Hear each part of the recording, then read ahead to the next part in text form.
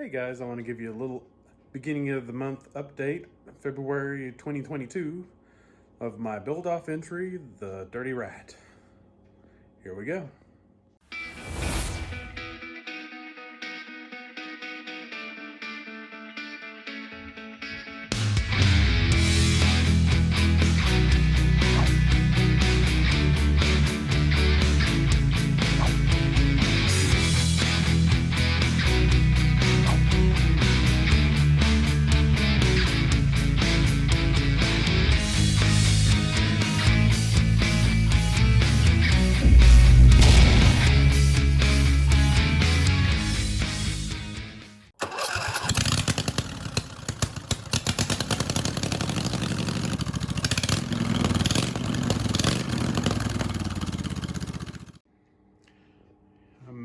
I'm at the early stage of doing some mock-ups. I do have the Peerless 2300 installed. I got the brakes not working. I don't know why that chain's there. It's in the way. Actually, I do. Okay. The brakes are installed. They work great. Hand lever works great. Foot pedal works great. Let's see. I got the belt on. See if I can get you some extra light here. Sorry about that. But I got a belt guide around the pulley. I'm going to run a 4-inch on the Peerless. That's about the same size as what I got on Cal. But there you have it. I don't know if you can see the belt guide down there too. Yeah, a little bit. But I got that installed. I'll probably modify that shifter. So that's going to be a bit awkward for the Sears. I might take this bend out here out. Maybe chop it and weld it in here. So it's more up and down instead of forward like that. I think that'll work great. Got the hood on, just kind of vice grip down there. That's just for mocking up purposes. I'd like to extend the front axle out about 4 inches, 6 inches max, but I like the 4-inch look. I like the wheelbase of 4 inches further forward.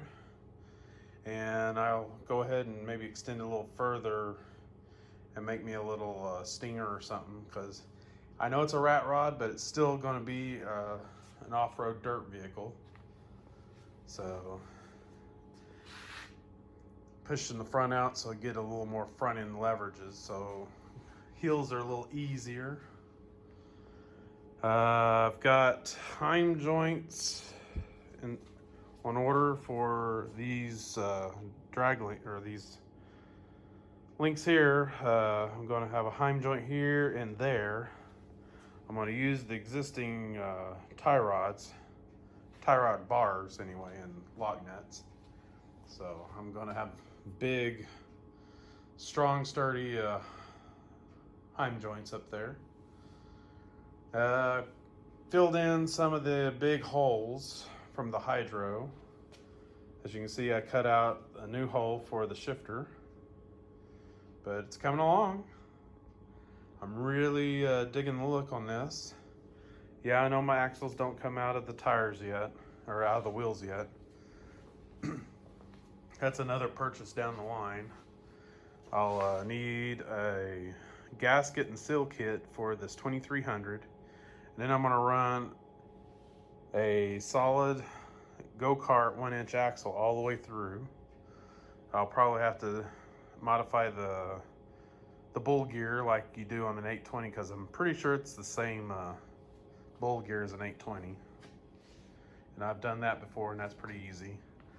And I don't know if you can see in there, but that black is a pool of grease. So both axle seals are pretty well shot, as you can see. But moving along, a little slow, but you know, we're only 1 month down. We still got another 10 months to go. That's plenty of time. And the warmer months means more daylight hours and more time to work. This has all been in little spurts of an hour here and an hour there. So I'm gonna try to find me some angle iron. I'm gonna come off the mule drive insert. I'm gonna extend from there to angle irons, at least 3/16 or better in thickness. Don't have it right here handy. Oh, there it is. I got one piece right there, but that one's not long enough to do both. Over here on the wall behind the air compressor, I do have about a 4.5 foot section of a 1/4 inch. I think it's about 3x2 angle iron. But that's last case scenario, because I think that's a little too heavy for what I want to do.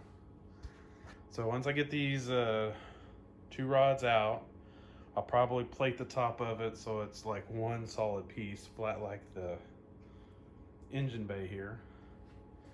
I will probably cut out the existing axle support and the bull gear support, and I will move those up here to the new section that I put in. And I know she's low now. I figure the front end will probably drop another inch. As it is now, the front end is about 1 inch lower than the rear. So I've got 16-inch tire on there now.